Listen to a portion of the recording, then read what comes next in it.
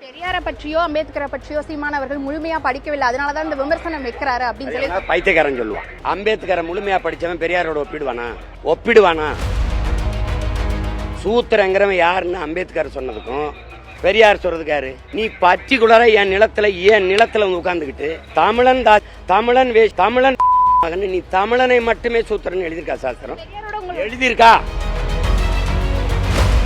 எதுக்கு என்னைய மட்டும் ஸ்பெஷல் மென்ஷன் பண்ண? நீ மேடையில் ஏறினா பெரியோர்களை, தாய்மார்களை, முன்னாடி இருக்கிற மக்களை என்ன அர்த்தம்?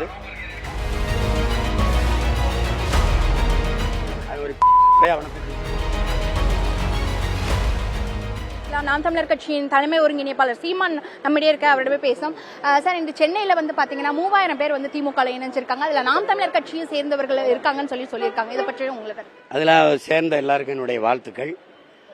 இன்னும் கூட கொஞ்சம் பேரை அனுப்பி வைக்கிறேன், சேர்த்துக்கிறேன். வேற ஏதாவது? அதாவது பெரியாரை பற்றி தொடர்ச்சியாக நீங்க விமர்சனம் செய்து வரும்போது அந்த மேடையிலே பெரியார் முன்னிலையிலே வந்து சேர்ந்து அதெல்லாம் சும்மா இவங்கெல்லாம் ரொம்ப நாளைக்கு முன்னாடி கட்சி விட்டு வெளியில போயிட்டாங்க, நாங்கள் விளக்கிட்டோம். இப்போ இது ஒரு காரணமாக வச்சுக்கிட்டு பெரியார்னு, ஏன்னா அந்த பெரியாரை முன்னிறுத்தி அது ஒரு பின்னாடி ஒளிஞ்சிருக்க வேண்டிய தேவை திராவிடர்களுக்கு தேவைப்படுது. அதனால நீங்கள் வச்சுக்கிறீங்க, நீங்கள் பெரியாரை தயவு செய்து வச்சுக்கிறீங்க. அந்த சிலையை அப்படியே தூக்கிக்கிட்டு ஈழோருடைய இடைத்தேர்தலுக்கு வாங்க, நீங்கள் வாங்க, வந்து பெரியார் அப்படி வச்சுக்கிறீங்க.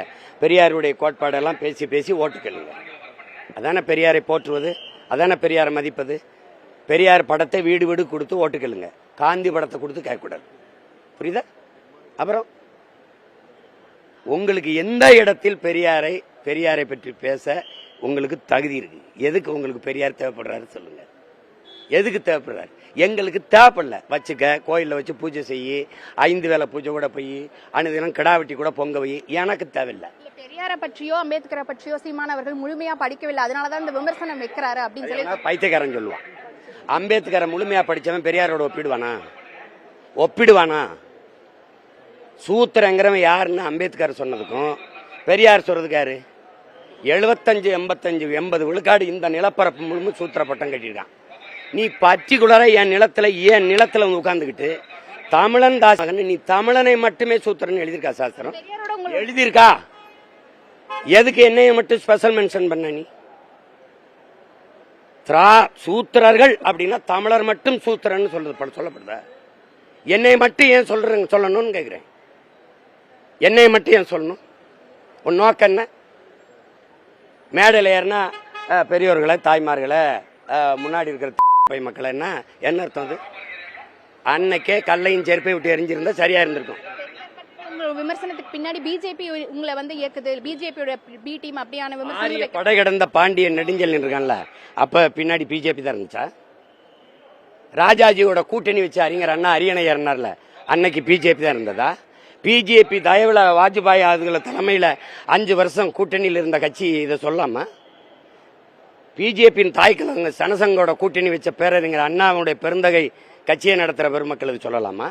பிரசாந்த் கிஷோர் பாண்டே, ராபின் சர்மாவை கூட்டிட்டு வந்து ஸ்ட்ராட்டஜி பண்ணி கொடுங்க, எனக்கு நான் ஆட்சிக்கு வர்றேன்னு சொல்லி கேட்கிற பிராமண பிச்சை கேட்கிற இந்த கட்சிகள் என்னையே பேசலாமா? என்ன விளையாட்டு பண்றீங்களா? அநீதி, அக்கிரமம், இந்த இழிவு, சாதிய தீண்டாமை இழிவு, மதவாத கோட்பாடுகள் எந்த வடிவில் வந்தாலும் எதிர்த்து சண்டை போடுகிற, போரிடுகிற துணிவும் தெளிவும் வீரமும் எங்கள் பரம்பரை மரபணுவில் இருக்கு. எந்த திராவிடம்னு எனக்கு வந்து படிப்பிச்சு தர வேண்டியது இல்லை. புரியுதா?